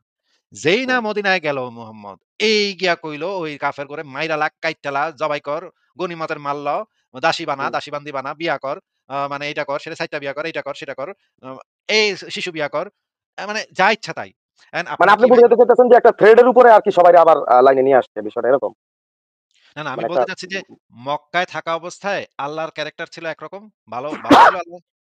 মদিনায় গিয়া হয়ে গেল বদমাইশ। সে হয়ে গেল আক্রমণাত্মক। খালি কোপাকুপি, হ্যাঁ? মারামারি, কোপাকুপি, জিহাদ, কিতাল, মাইরালা, কাইটালা। হুম। ভাই আল্লাহ পাকের ক্যারেক্টার মানে স্থানের উপরে ভিত্তি করে আল্লাহ পাকের ক্যারেক্টার পাল্টায় যায় কেমনে এটা তো বুঝলাম না। আপনি কি বলতে পারবেন যে এক জায়গা থেকে আরেক জায়গায় গেলে আল্লাহ পাকের ক্যারেক্টার কেন চেঞ্জ হয়ে যাবে? হুম। না এইজন্যই তো আপনি আমরা তো মৃত্যুর আপনি পর তো আমরা ধর্ম যে এই না, না বিষয়গুলা কেন আপনার সাথে ঠান্ডা মাথায় ক্লিয়ার করে নাই? এত না, এত আপনি লক্ষ, মাক্কি লক্ষ সূরাগুলা লোক পড়েন, ভালোভাবে মাক্কি সূরাগুলা পড়েন। দেখবেন এখানে ভালো, ভালো কথা আছে। যে যার দিন তার। তোমরা ধর্ম নিয়ে বাড়াবাড়ি করো না। তোমাদের ধর্ম তোমাদের, আমাদের ধর্ম আমাদের। এরকম ভালো, ভালো হুম, কথা বলা, হ্যাঁ? যে মানে হুম, গ্যাঞ্জাম নাই। গ্যাঞ্জামের ভিতরে নাই। মোহাম্মদ গ্যাঞ্জাম করতেছে না বা ও সাইড দিয়ে চলে যাইতেছে। আবার কইতেছে, "তোমাদের জন্য তো আমি শুধুমাত্র মানে সতর্ককারী। আমি তো তোমাদেরকে পাল্টাইতে পারব না। আমি খালি তোমাদেরকে হুম। বাণী প্রচার করতে পারব।" এই কথা মক্কায় গিয়া কইল। আবার মদিনায় গিয়া কইল, "তুই ইসলাম কবুল করবি না তোর বাপে করব। তুই করবি না মানে তোর করতে হইব। নাইলে তোর মেরে লামু।" এই রকম আয়াত নাজিল করা শুরু করল। ভাই আমরা তো একই মানুষ চেঞ্জ হয়ে যায় কেমনে? আমরা খাড়ার উপরে চেঞ্জ আমরা তো হয়ে যায়। এটাও জানি যে কারো উপরে বল প্রয়োগ কইরা ধর্ম গ্রহণ করানো যাবে না। না এটাও যাবে তো তো। আমরা জানি। এটা ইসলামে আছে। এটা মদিনায় থাকা অবস্থায় মুহাম্মদ বল প্রয়োগের মাধ্যমে মানুষকে ধর্ম গ্রহণ করতে বাধ্য করছে এবং হাদিসেও এটা বলে দিছে যে বল প্রয়োগের মাধ্যমে মানুষকে ধর্ম আ গ্রহণ করাইতে হবে। আপনাকে আমি দেখাচ্ছি, আপনি দেখেন। আ এই সেটা হাদিসটা তো পড়েন এখান ভাই। থেকেই বোঝা যায়। এটা পড়েন ভাই, এটা পড়েন, হাদিসটা পড়েন। দাঁড়ান ১ মিনিট। এটা হচ্ছে তিরমিজি শরীফ। হ্যাঁ, আচ্ছা ওকে। যতক্ষণ পর্যন্ত মানুষ লা ইলাহা ইল্লাল্লাহ না বলবে ততক্ষণ পর্যন্ত তাদের বিরুদ্ধে কিতাল করতে আমি আদেশপ্রাপ্ত হয়েছি। অর্থাৎ আল্লাহর কাছ থেকে এটা পারমিশন পাইছে। আচ্ছা। পড়েন। আচ্ছা, এরপর আবু হুরায়রা রাদিয়াল্লাহু আনহু হতে বর্ণিত তিনি বলেন রাসূল সাল্লাল্লাহু আলাইহি সাল্লাম আ এর মৃত্যুর পর আবু বকর রাদিয়াল্লাহু আনহু যখন খলিফা আ নির্বাচিত হন তখন আরবের কিছু সংখ্যক লোক কাফির হয়ে যায়। উমার ইবনুল খাত্তাব রাদিয়াল্লাহু আনহু আবু বকর রাদিয়াল্লাহু আনহুকে বললেন, "আপনি এদের বিরুদ্ধে কিভাবে অস্ত্র ধারণ করবেন?" অথচ রাসূল সাল্লাল্লাহু আলাইহি সাল্লাম বলেছেন, "মানুষ যে পর্যন্ত না আল্লাহ তাআলা ব্যতীত আর কোন প্রভু নেই এই কথা স্বীকৃতি দিবে সেই পর্যন্ত আমি তাদের বিরুদ্ধে যুদ্ধ করতে অদিষ্ট হয়েছি। আর যে ব্যক্তি বলল যে আল্লাহ ব্যতীত আর কোন প্রভু নেই, সে আমার থেকে তার মাল ও রক্ত জীবন আরকি নিরাপদ করে নিল।" আচ্ছা একটু ভাই বুঝায় দেন এই কথাটার মানে কি? একটু বুঝায় দেন ভাই। এই কথাটার মানে হচ্ছে যে মানে যে পর্যন্ত আল্লাহ ছাড়া আর কোন মাবুদ নাই এই কথাটা স্বীকার না করবে ততক্ষণ পর্যন্ত তাদের বিরুদ্ধে যুদ্ধ ঘোষণা চলমান থাকবে। আর যতক্ষণ এগুলো কিতাল করতে হবে নাকি? হ্যাঁ, হ্যাঁ। কাতিলুন, কিতাল এগুলার শব্দের মানে কি ভাই? কিতাল মানে গর্দান ফেলে দেওয়া আরকি, জবাই করা। আচ্ছা। মানে কেউ যদি মানুষ যতক্ষণ পর্যন্ত লা ইলাহা ইল্লাল্লাহ না বলবে কোথায় ততক্ষণ পর্যন্ত জবাই করতে হবে। এন্ড লা ইলাহা ইল্লাল্লাহ বলা মানে তো ইসলাম কবুল করা নাকি? ততক্ষণ পর্যন্ত তাদের বিরুদ্ধে যুদ্ধ আ অদিষ্ট হয়েছিল। সে ব্যক্তি বলল, "এ ব্যতীত কোন প্রভু নেই।" আচ্ছা। এইখানটাতে কিতাল নাই। কিতাল সম্ভবত উপরের লাইনে আছে। উপরের লাইনে উপরের পরিচ্ছেদের সাথে বলা আছে কিতাল। এখানে বলা আছে যুদ্ধ করতে এবং পরে বলা আছে যে ব্যক্তি বলল আল্লাহ ব্যতীত কোন প্রভু নেই, সে আমার থেকে হুম। তার মাল ও রক্ত নিরাপদ করে নিল। মানে তুমি এটা যখন স্বীকার বলবা করে তখন তুমি হ্যাঁ। নিরাপদ। আর যদি এটা হুম, না হুম। বলো, কেউ যদি এটা না বলে তাহলে সে নিরাপদ না নাকি? তা আপনার লাইফে ভাই এত লোকের সাথে লাইফ করছেন, বড়, বড় আলেম, বড়, বড় ইসের সাথে এই যে তারা এটার ব্যাখ্যা কি দিছে? ভাই তারা কেউ এটার কোন ব্যাখ্যাই দেয় নাই। কইছে এটা ঠিকই আছে। হাদিস ঠিক আছে। হাদিসটা সহিহ। হাদিসটা হুম, তাহকিকৃত সহিহ। কিন্তু হুম, নাস্তিক তো আপনি এইজন্য বুঝবেন না। আপনার এটারে অন্ধবিশ্বাস করণ লাগবো। এইটাই ভালো। হুম। এটা কাফেরদের ফজিলতের জন্যই আল্লাহ নবী এই কথা কইছে। কাফেরদের আরো ভালো হইব এটাতে। আমি জিজ্ঞাসি ভাই কেমনে ভালো হইব? এই গলায় চাপাতি ধইরা আপনি কইতাছেন ইসলাম কবুল করতে, নাইলে নাকি মেরে লইবেন। এখন এটা কেমনে ভালো হইব? এই বিষয়টা কি ২০২৪ সাল পর্যন্ত বা কিয়ামতের আগ পর্যন্তই চলমান থাকবে? বিষয়টা কি এরকম নির্দেশ দেওয়া আছে? অবশ্যই যতক্ষণ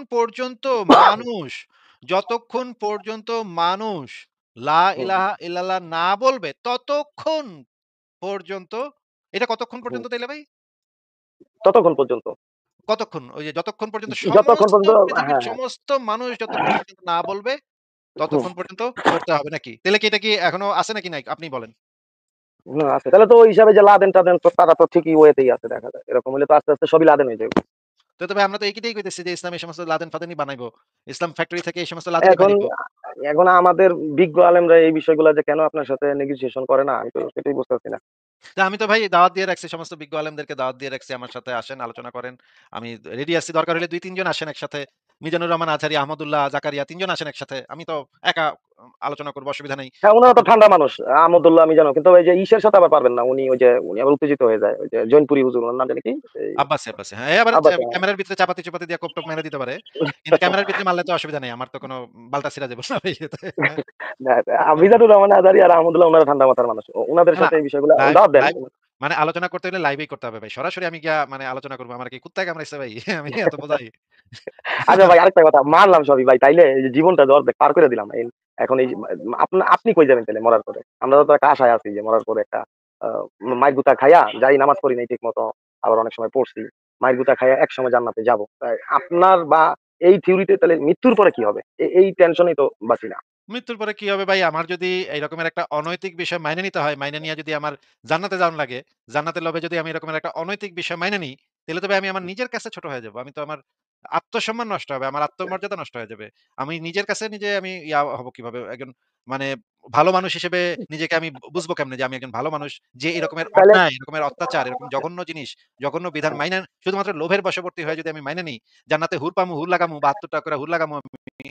এটার জন্য তাইলে যদি আমি এই সমস্ত অনৈতিক মাইনে নিই, তাহলে তো ভাই আমি নিজের হুম, কাছে ছোট হয়ে যাবো। আমি কিভাবে এটা মেনে তাইলে নিবো? তাহলে ভাই দরকার হইলে আমি অনন্তকাল জাহান্নামই পুড়লাম যান। কিন্তু তাও তো আমি এই অনৈতিক জিনিস মানার থেকে তো আমি তো মাথা উঁচা করে জাহান্নামে যাবো। আমি তো মাথা নিচু করে যাবো না তো ভাই। তাহলে ভাই আমি তো দেখি যে ওই হিসাবে আপনার থেকে এবং আমাদের বিজ্ঞ আলেম থেকে আমরা ভালো পজিশনে আছি। আমরা যারা কম বুঝি। কেমনে ভালো পজিশনে আছি? যেমন যদি আমরা এই আটকায় যাই, তাইলে বলমু যে আমাদেরকে এই আসিফ মহিউদ্দিন ভাই আমাদের ব্রেইন ওয়াশ করছে। আল্লাহ তুমি তার আগে বিচার করো। আর যদি আটকায় না যাই বা ওই দিক দিয়ে হয় তাহলে ওই দিক দিয়ে হুজুরকে ধরবো। যে এরা কেন এই জিনিসগুলা ডিবেট করে নাই? আমরা মাঝামাঝি একটা সেফ পজিশনে আছি। বুঝছেন? ওই কিন্তু দিকে ভাই হইলে আপনারে দোষ দিমু।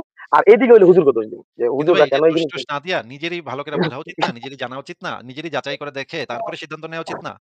তার চেয়ে ভালো একটা সেফ পজিশন আছি, 50-50 আছি। এক ভাই সাইড এটা তো হইলে একটা আপনারে দোষ দিমু। অন্ধবিশ্বাসের পজিশন হইলো। এই অন্ধবিশ্বাসের পজিশন তো কোনো ভালো পজিশন না। এখন আপনি যেভাবে আটকাইতেছেন এইভাবে বেশি যাইতে গেলে তো মাথা কাজ করে না। আবার ওদিক দিয়া হুজুররা মনে করেন উনারাও জিনিসগুলা ক্লিয়ার করে না। তো মাঝামাঝি থাকি। একদিকে আপনারে দোষ দিমু যদি বিপদে পড়ি। আর ওদিক দিয়া যদি উনারা কেন ঠেকাইলো না, উনাগো দোষ দিমু ওদিক দিয়া। বুঝছেন? উম, আহ, ভালো বুদ্ধি ব্রেনটা নিয়ে মিউজিয়ামে সাজার এখান কি দরকার ইউজ করার। হ্যাঁ। নিজের বিবেক বুদ্ধি ব্যবহারের দরকার নেই ভাই। না আমরা ভাই মাঝামাঝি আছি। যদি বিপদগ্রস্ত হই তাহলে আপনারে ঠেকাই দিমু। আর ওদিক দিয়া হ্যাগো ঠেকামু যে কেন ওই জিনিসগুলা ক্লিয়ার করলো না। এই মোল্লাগো। আল্লাহ যে আপনার এত সুন্দর একটা মগজ দিল যেটা আবার চলে, যেটা দিয়ে আপনি বাজার সদাইও করতে পারেন। এটারে তো হ্যাঁ। ব্যবহার করা যাইব না নাকি? এটারে ব্যবহার করলে তো অসুবিধা নাকি? যে এইটাতে যে ব্যবহার করবো, যারা এই জিনিসগুলা ক্লিয়ার করবো তারাও তো এখন পর্যন্ত মানে ক্লিয়ার করতেছে না, আপনার সামনে আসতেছে না, এই বিষয়গুলো ক্লিয়ার করতেছে না আমাদেরকে একটা সে মানে ক্লিয়ার করতে হবে কেন? আপনি আপনি আপনার মগজ ব্যবহার কইরা সেই জিনিসটা ভালো নাকি মন্দ এই ডিসিশনে যাওয়া এই আপনার পক্ষে সম্ভব না নাকি? এই মগজগুলোই তো, এই যে আপনার ভিডিও গুলো শুনতে গিয়ে এই মগজে ঝামেলা হয়ে যায়, মানে কেন আউট অফ কন্ট্রোলে চলে যায়, আরে ভাই এলোমেলো হয়ে থাক যায়। থাক, ব্যথা পাই যাবেন ভাই, মগজটা শুধু শুধু খুব ব্যথা হয়ে যাবে ভাই, থাক, দরকার নেই, করে ক্যান্সার ম্যান্সার না হয়ে যায় এত চিন্তা করতে যায় কোনো দরকার নেই ভাই, রেখে দেন, তো ইনটেক্ট রেখে জীবনটা দেন। তো অর্ধেক পার করে দিলাম, যে- আর অল্প যে- কিছুদিন আছে আপনার দুনিয়াতে, রাত দিন রাত মগজটা যেন সারা জীবন অর্ধেক ভার্জিন থাকে ভাই, রেখে দেন, ভার্জিনিটি নষ্ট হইলে আবার বাজারে দাম কমে যাবে।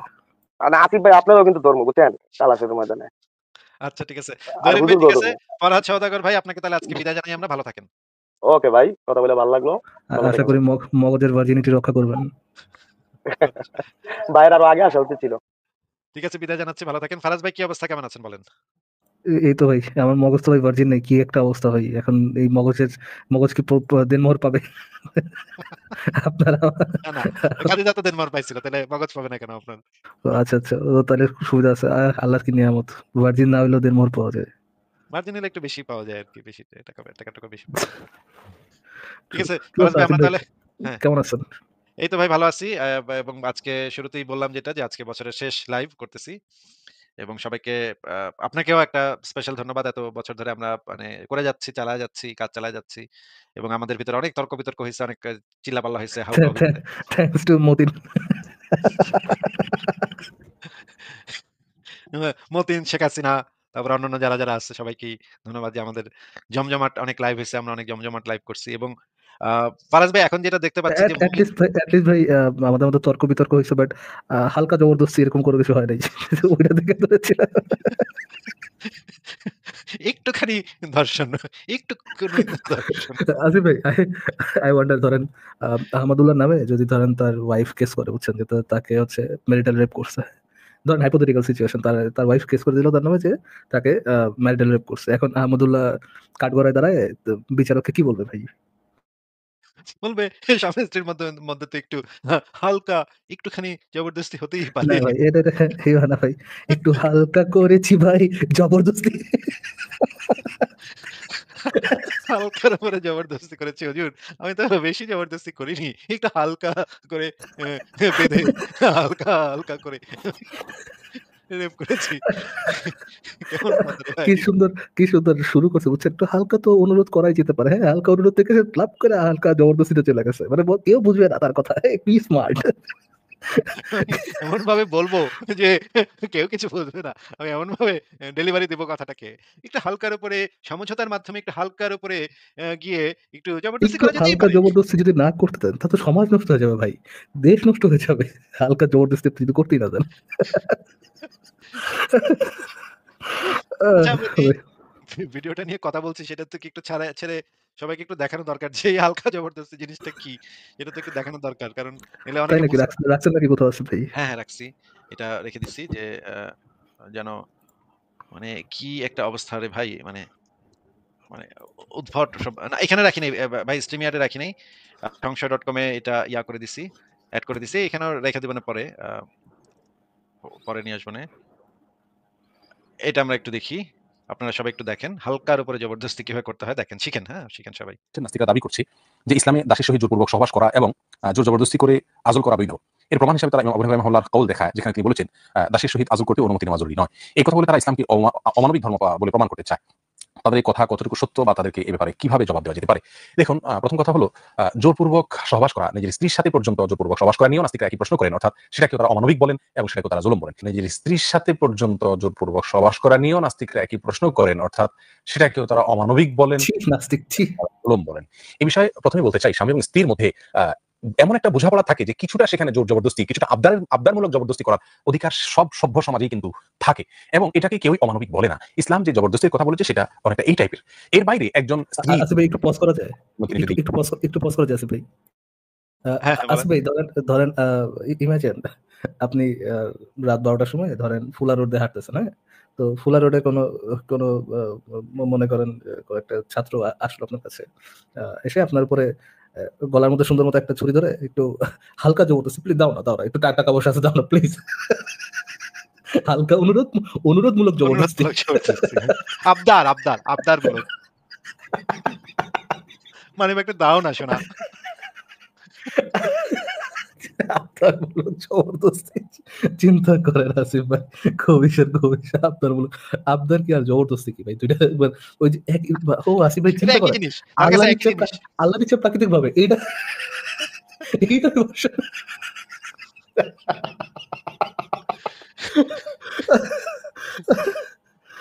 ভাই ভাই যেমন যে গোয়াল গোয়াল তো একই ভাই, আলাদা প্রোডাকশন তো বেরোবে না, একই গোয়ালেরই তো গাধা সবগুলো। আবার কেমনে কইতাছে নাস্তিকরা ওইটা নিয়ে অনেক সমালোচনা করে। কি কত খারাপ নাস্তিকরা, ওইটা নিয়ে সমালোচনা করার লাগে তোদের? এত সিম্পল একটা বিষয় স্বামী তার স্ত্রীকে করবে। তোরা আবার সমালোচনা করস কে এটা নিয়ে? মানে এমন ভাই কি ভাই কিরে ভাই? আচ্ছা আমরা কি পরের দিকে যাবো ভাই? হ্যাঁ আসিফ প্লিজ। এবং তিনি যদি অসুস্থ থাকেন এমন পর্যায়ে যে সব আসলে তার কোনো ক্ষতি হবে, তাহলে সেই ক্ষেত্রে তাকে জোর করা এটা স্বামীর জন্য উচিত নয়, ইসলামও সেটা বলে না। আর যদি তার সেরকম কোনো গ্রহণযোগ্য ওজন না থাকে, যে তার শারীরিক বড় কোনো বিপত্তি নাই, তাহলে সেক্ষেত্রে স্বামীকে যে কিছুটা ইসলাম জবরদস্তি করার অনুমোদন দিয়েছে, বা ওলামা ইকরামের ক্ষেত্রে দৃষ্টিভঙ্গি সবাই জানি আমরা যে নিতে পারলে দিতে হবে থিউরাম। কিছুটা জবরদস্তি করার অনুমতি যে ইসলাম দিয়েছে ওলামা একরামের ক্ষেত্রে আমরা সবাই জানি। আবার কথাটা আবার ঘুরায় বালাইছে। ওলামা একরাম এখানে কি করবো? ওলামা একরাম এখানে কেমনে আসে?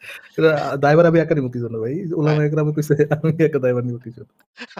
মাইরটা যেন আমার উপরে একলার উপরে না পড়ে।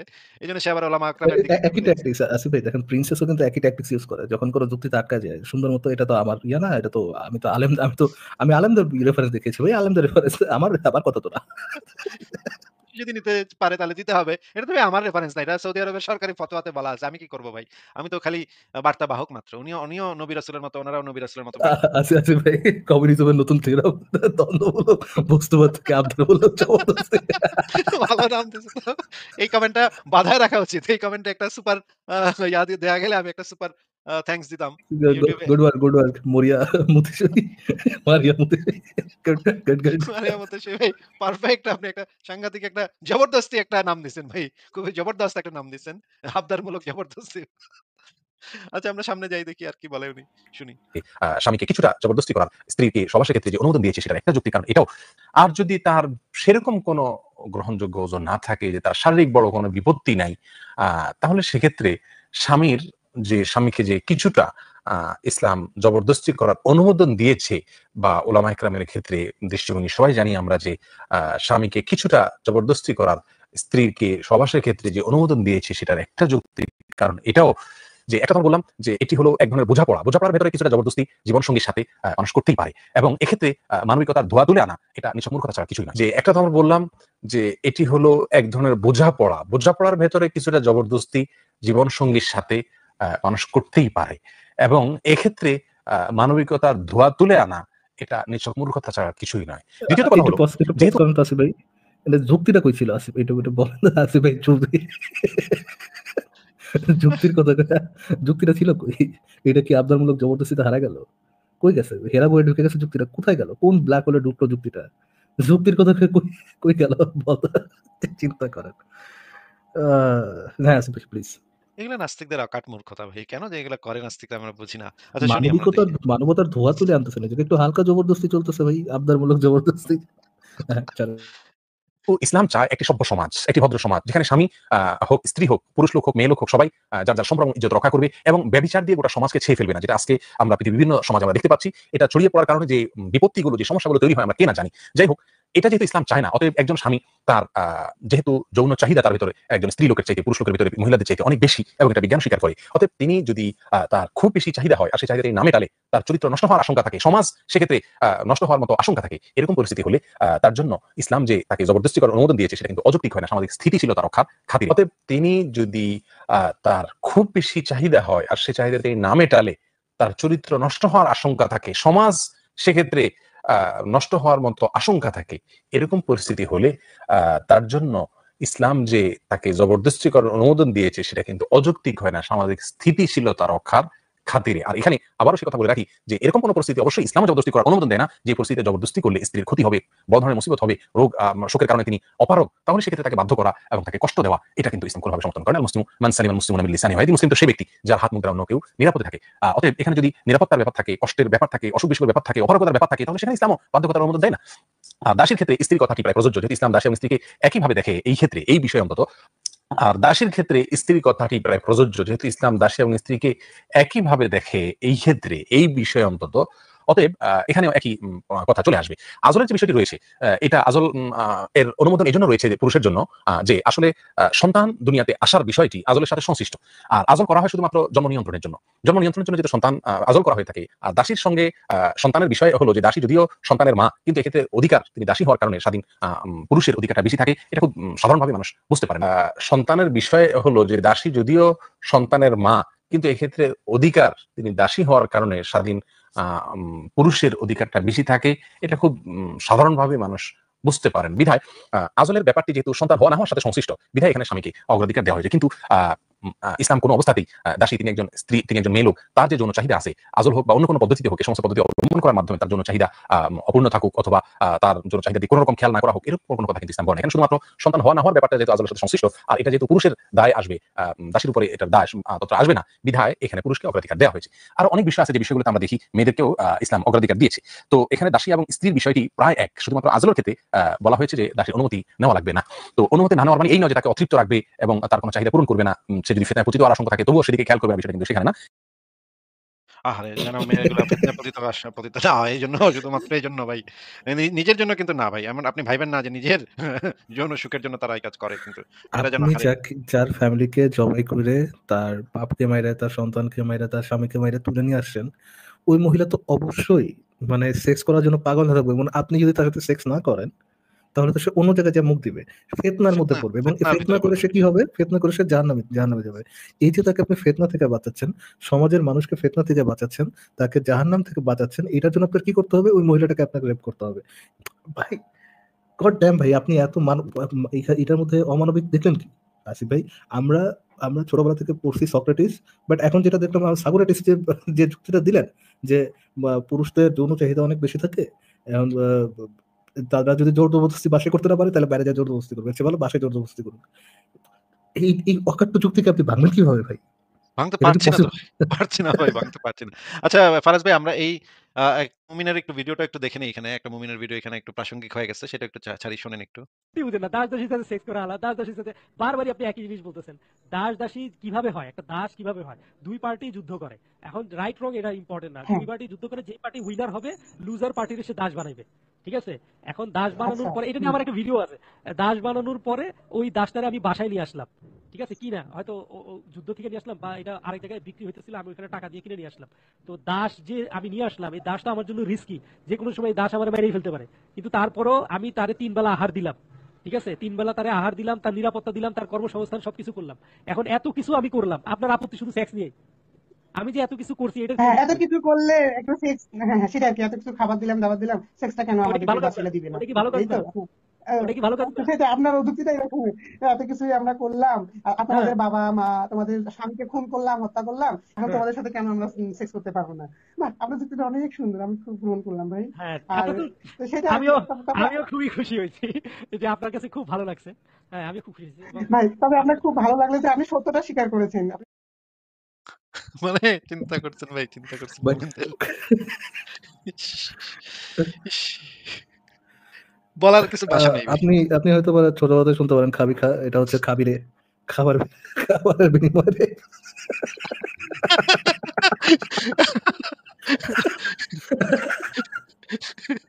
রেডি খা। রেপের বিনিময়ে খাচ্ছ।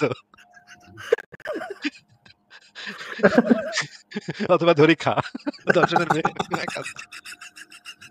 দড়ি খা, ইভেন শর্ট ফর্মটা ভালো কাজ করে, দড়ি খা, হ্যাঁ, ধরি খা। দেখেন পারবে।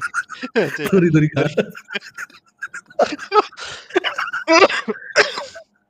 ফারাজ ভাই হাসতে, হাসতে কাশি উঠে গেছে। পানি খান, পানি খান। ইস! কি একটা অবস্থা ভাই, এই মুমিনদের যন্ত্রণা, এরা এত হাসায় ভাই, এরা এত এন্টারটেইনিং ভাই, জিনিসগুলো এত এন্টারটেইনিং। আচ্ছা এত এন্টারটেইনিং যেহেতু আরেকটাও আমি শুনি, একটু শুনেন। আমাদের যে অজ্ঞ মুসলমান ভাই আছে তাদেরকে কনফিডেন্স দেওয়ার জন্য যে তারা যেইভাবে জিনিসটাকে পোট্রে করতেছে, আসলে বিষয়টা আসলে অমন না। আর আরেকটা জিনিস হলো যে যারা দাস প্রথাকে অমানবিক বলে, তাদের আসলে হিস্ট্রি নিয়ে আসলে কোনো ধরনের আসলে পড়াশোনা নয়। আর আরেকটা জিনিস হলো যে যারা দাস প্রথাকে অমানবিক বলে, তাদের আসলে হিস্ট্রি নিয়ে আসলে কোনো ধরনের আসলে পড়াশোনা নয়।